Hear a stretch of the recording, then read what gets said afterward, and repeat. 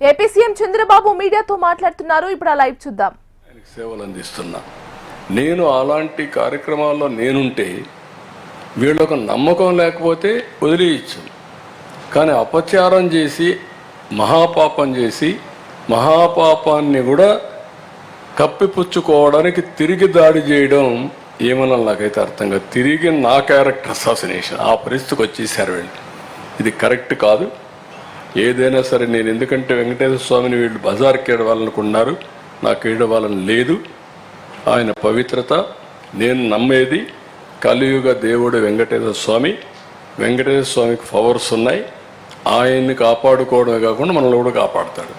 ఏ సమస్య అయినా సరే ఆయనే పరిష్కార మార్గానికి కూడా దోహదం చేస్తాడు, దారి చూపిస్తాడు.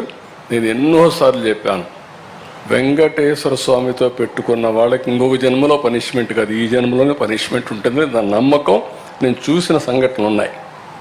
అందుకే మీకు కూడా చెప్తున్నా, ఎవరితోనా పెట్టుకోండి కానీ ఆయనతో పెట్టుకొని రాజకీయం చేయొద్దండి. సిట్ దర్యాప్తు కొనసాగుతుందా సార్? లేదు, ఇప్పుడు నేనేం మాట్లాడను, అన్ని విషయాలు మాట్లాడే చేస్తాం.